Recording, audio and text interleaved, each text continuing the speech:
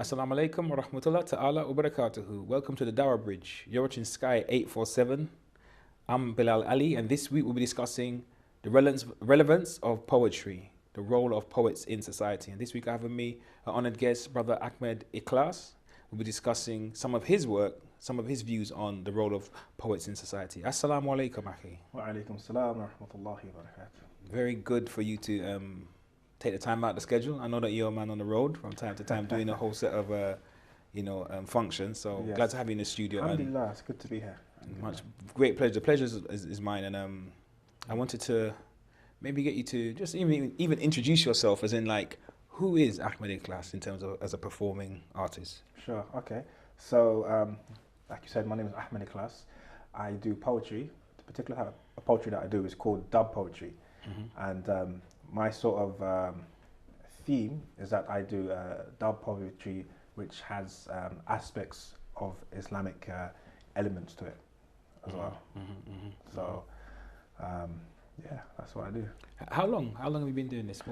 I've actually been doing this line of work for around just over 2 years. It's not that long. Is that all? Yeah, still quite fresh in it. Yeah. Okay. Prior to this, I used to actually be a garage MC,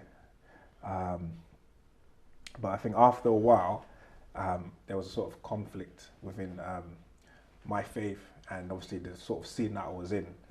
So I mean, this is obviously going way back a bit, but I decided obviously to just leave the music scene, because I felt that there was a lot of clashes. Yeah. Just the environment. There was drinking, and there was obviously, drug taking, and inappropriate behavior, I would say. So, obviously, as a Muslim, being in that environment, it wasn't good. And I came to the sort of crossroad where I just thought, I need to leave this environment. So it wasn't actually to 10 years later, I decided to express my creativity again. But this time it obviously had Islamic elements to it. Yes. Yeah, so that's why.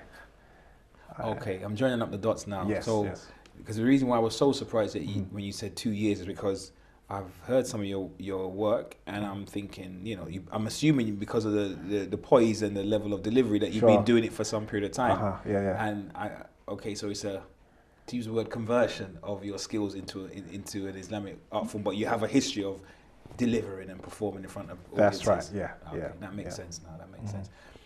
What was the inspiration to make you write? Period. What was it? What were the inspirations that that got you into writing and performing? Do you know what? I think it's just always been there. I mean, growing up in a Caribbean household, music was part of the culture. So that was just always played in the household, and I've always sort of like from a young age just expressed poetry. I was very interested in getting words to rhyme, and even writing stories and making them rhyme. I thought it was fascinating how you can sort of articulate a story, and make it rhyme as well, and make it sound like sort of enticing to people. So, I mean, from a really young age, I used to be very intrigued by poetry. I remember I had a book. It was called Each Peach Pear Plum, and after reading that book a few times, I actually memorized the whole story, and that's because it rhymes. How old were you back then? I was probably around about 7. Yeah. So a little while back. Yeah, a little while back, yeah. Not too long though. And up to this day, I still remember the story because, it rhymes and it made sense as well. So I always had a sort of fascination with that. And in school as well, I've always was good at poetry and stuff as well. Teachers always praised me and gave me merits for poetry. So, it's just always sort of from a long time anyway. Yeah. So you mentioned something that's important when you said that because of the book, you were able to retain the information all this time. Yeah. And what I'm thinking about is rhyme. That they call it. I think they call it mnemonic, some technical name, like as in when things rhyme. That even when we learn the alphabet or we learn how to count and certain things as children, they use rhyme because it's one of the things that aids memory. Yes. So the poet who uses rhyme, for example, is stands in a very powerful position in the sense of delivering, messages that people retain. Yes. What would you say, or actually, before we go into that, I just wanted to just say, where has your poetry taken you?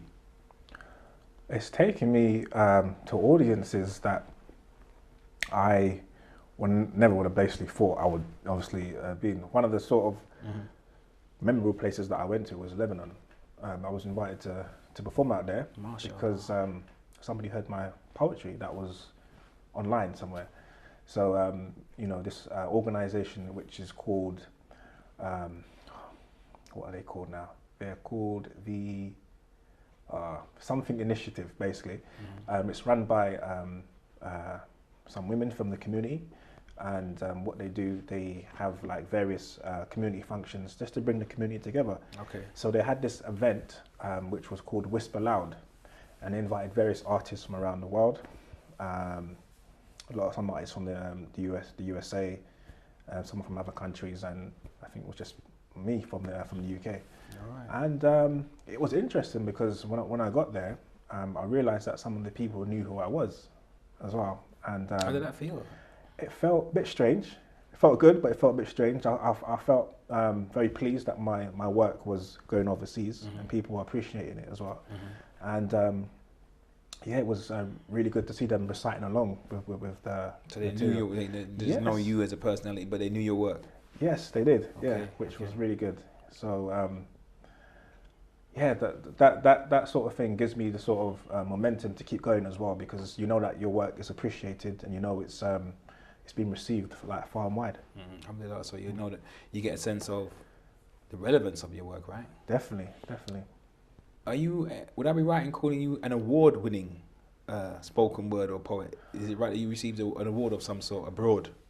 Yeah. So that was from them actually. Oh, okay. Yeah, they gave me an award for participating. To be honest, all the artists got award. Yeah, like a small trophy. Okay. But that was quite good. And I know you did, or at least you were listed as doing an event for Palestine, hip hop for Palestine. Is that right? Did you perform at that event? I did. Yes. Okay. Yes. That was that was a nice event. So I mean, it's interesting when you're an artist, because like you get invited to different types of events as well. And some events are just like for a social gathering, and some events are like political based as well. Yeah. And it's good to use your skills as well, just to create awareness as well, and also to fundraise for these countries as well.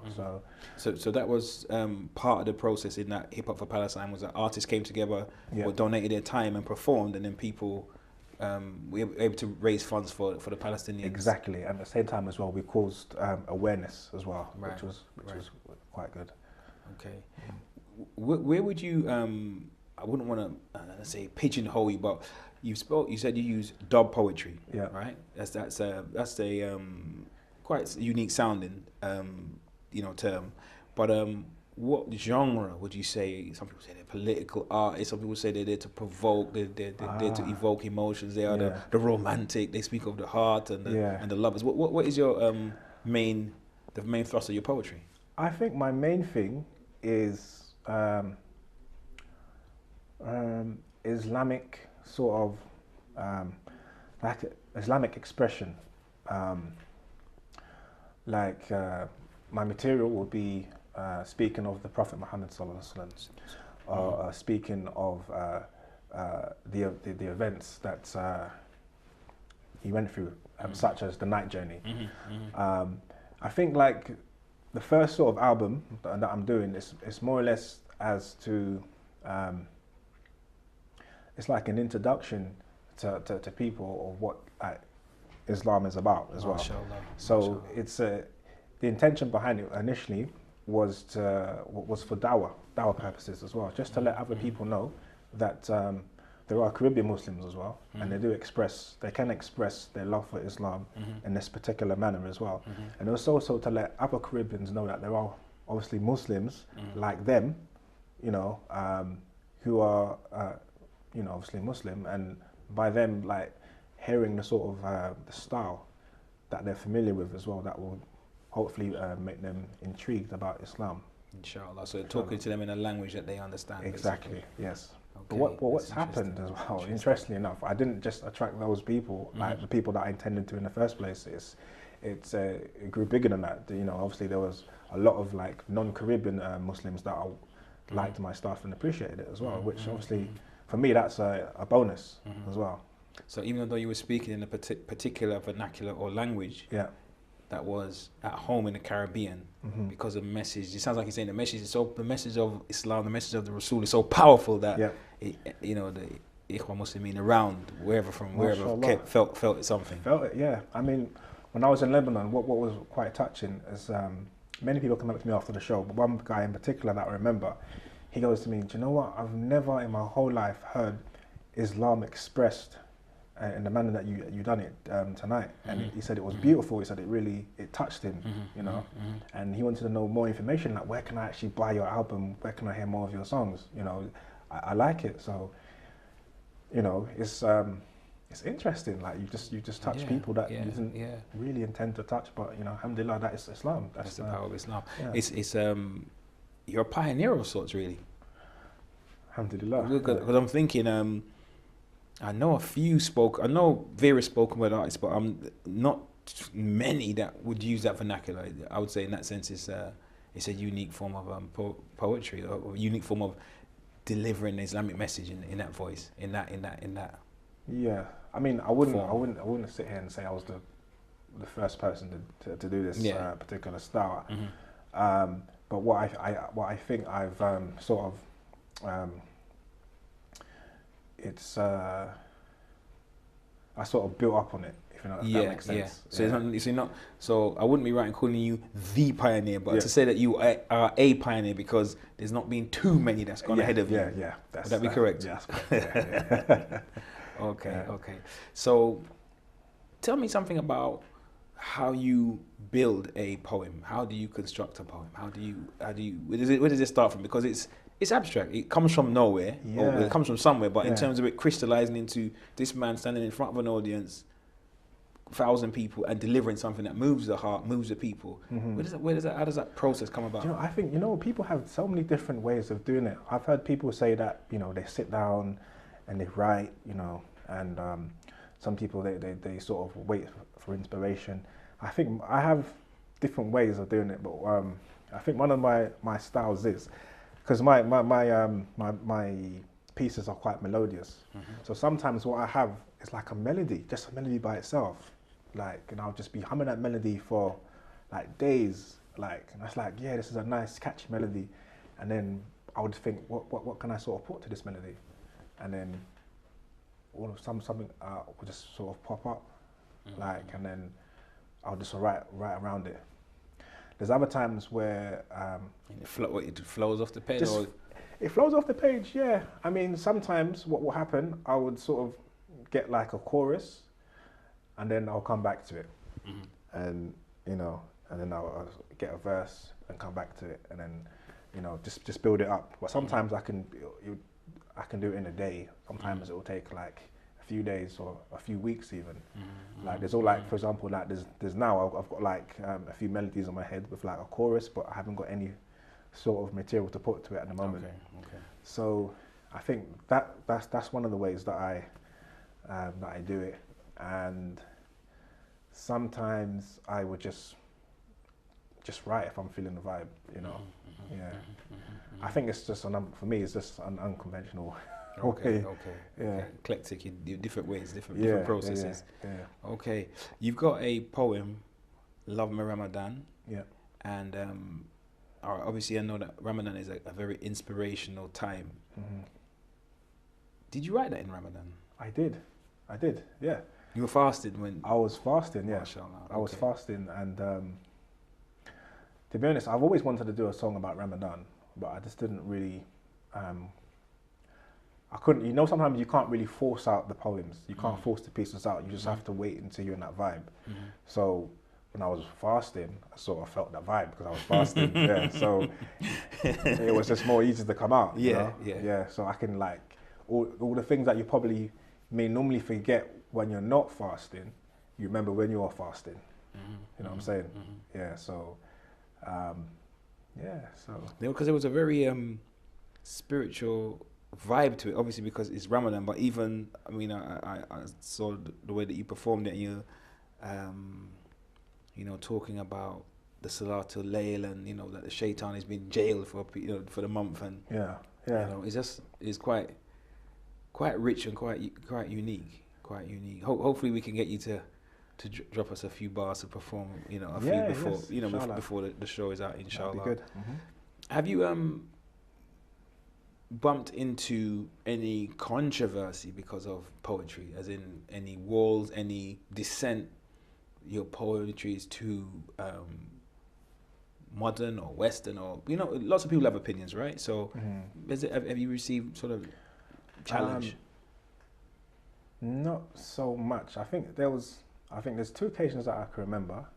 One of them when I was performing, and it was in, I would say, a predominantly Asian area, and there was a question and answer period. So this has happened after I performed, and one of the brothers that were there, they asked me the same question you asked me, and you know, and I said at the time, no, I haven't experienced any, you know, sort of controversial or any sort of Negativity, negativity, yeah. And then he goes, oh, because the reason why I asked you is that when you was performing, I noticed there was a few faces frowned. And I was like, oh, okay, I didn't actually notice that. Too into your poem. Yeah. But strangely enough, after that sort of period, and we went and had, you know, I went to eat with the brothers. Yeah. One of the brothers that were there said to me that, to be honest, I don't know what he's talking about. No one was frowning. Everyone enjoyed it. So, and there was another incident where I think. So that wasn't too controversial, then? No, it wasn't. No. So that, I mean, that's the only thing I can remember. Yeah. And there was another incident, like it was on, I think, it was on Facebook, and I guess one of the brothers interpreted what I said incorrectly, because he said that what I said was blasphemous. Okay. Yeah. So he obviously had no idea what you were saying. No. Okay. Yeah. So, just nothing really. I mean, so it was easy to clarify that. Yeah, you gave him a translation. Gave him a translation. Yeah, it was like a fresh English translation. No. Yeah. So, he didn't respond, but okay. I'm doing that. Yeah. Nothing really. Nothing. Okay, so that's. I mean, that is very positive. That is very positive. Are there any particular like I asked you, what inspires you, as in terms, you know, you said the Prophet's life, or, you know, and the story of Islam. So you use this as like the bedrock of your poetry. Have there been particular writers, even if they're not poets per se, but outside of the religious symbols, religious symbols, are there individuals that have inspired you, either in their life or in their poetry or in their work? Or well, in terms of music, I like reggae music. So I would say artists like Capleton, Buja Banton, of course Bob Marley, you know, and a lot of sort of reggae singers as well. Okay. Because normally reggae singing is about consciousness, you know, it's about self-awareness. Yeah. You know, so I guess that obviously inspired my style as well. Right. You know what I mean? So so I guess a lot of reggae singers initially, and today I'm you know, a lot of artists as well on the spoken word scene inspire me as well. If I can mention a few artists like Emir Suleiman, Sakina Program, Ibrahim Sincere, Bimas Khalil, Muslim Bilal, and Massacre. Okay. I like to listen to different, you know, sort of different sounds, different styles as well. Yeah. It's interesting you mentioned about reggae, because for maybe many people that would view this, they may not know of the traditional like heritage of reggae music. That it was a, you know, very like form of social commentary. That's right. A form of like religious music at times. That's right. But maybe because of, you know, the modern era that we live in a kind of, it's a different age. Yeah. But traditionally, the artists that you name and the traditional forms of reggae tend to be very politically responsible. That's right. Yeah. That leads me into just into the next series of questions I want to ask you about. What do you think is your responsibility as a performer? Quite a bit of responsibility, actually. I think definitely need to be careful about what I say, and to be sure about what I say as well. Mm-hmm. Because people are always listening. They're always listening, and you know, you'll be judged by what you say, Mm-hmm. obviously by people, and also obviously by Allah Subhanahu wa Taala as well. Mm-hmm. And as I think as well, you need to be a good influence on people Mm-hmm. as well, because especially when it comes to young people, they're highly influential. You know, well, was it influential? Mm-hmm. Or easily influenced. They're easily right? influenced. Yeah, That's right. Yeah. So you know, you need to be obviously saying the right things. Yeah. Mm-hmm. For the youngsters. Yeah. Okay. And what's your plans for, or actually what you're working on right now? Is there any big project? I'm working on the release of my album. Yeah, I mean, first, second, third? The first album. Yeah. Okay. So you've got a catalogue of material, but you've not really compiled it into It's actually compiled now. So the stages that we're in now is basically getting the copies printed off and just basically releasing it. Yeah. There's been a few dates that I've quoted live on air and stuff as well. Like, so I don't want to quote any dates at the moment. Okay. But it's going to be really, really soon. Basically, it's just a matter of just getting these the CDs printed up, and then what would happen after that? We'll do an album launch as well. And sounds very exciting. It sounds like it's in the mix behind it's closed doors. It's in the exciting mix, and it's nerve-wracking at the same time as well, because obviously it's your material. It's a piece of you that you're sort of putting out there as well. Emir Soliman, he quoted, if I quote what he said when you perform, it's like you're doing open heart surgery on yourself, because you're open up and you're exposing yourself, you know. So and somewhat it is exciting and also powerful metaphor, man. It's a powerful nerve-wracking. Yeah. So there's okay. Would you be able to give us a taste of your style of poetry? Maybe like I don't know if you can do the one about Ramadan, Love My Ramadan. I don't know if you can. Yeah. Okay. Give us just well, not a taste. If you can, do your thing. Okay. Bismillah. Ramadan, love it Ramadan, Ramadan, love it Ramadan, Ramadan, love it Ramadan, Ramadan. Love a Ramadan, inna the day no food thing, I'm for the fasting, see fast with the eye and we fast with the tongue, and Ramadan is embraced by the old and the young. For generation, this is the prescription. Ramadan with the fasting, the Muslim participate, and the sunnah is for broke the fast with the date, and brothers them all go share one plate, cause you get the blessing when you congregate. Ramadan, love it Ramadan, Ramadan, love it Ramadan, Ramadan, love it Ramadan, Ramadan, love it Ramadan, Ramadan. The Muslims stand strong, middle of the night them all go prostrate long. This is the month to increase the iman.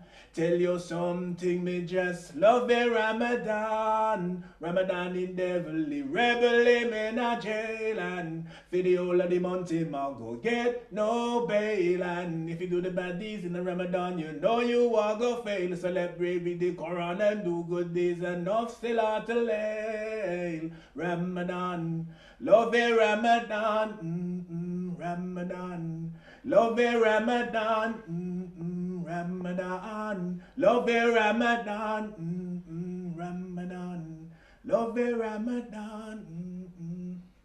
Yeah, the great Ramadan, Love My Ramadan. Excellent.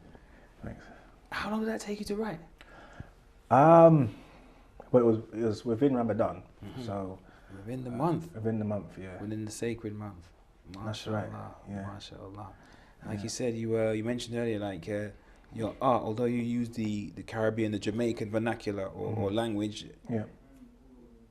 you are able to reach, you know, a universal audience because of the spirit and the message in the poem. Yes, indeed. Yeah. So so it's interesting because when I look at Bob Marley as well, you know, he had that particular reggae style as well, and obviously he transcended to, you know, various communities as Global. So perhaps, inshallah, the same thing is happening. You know, Inshallah.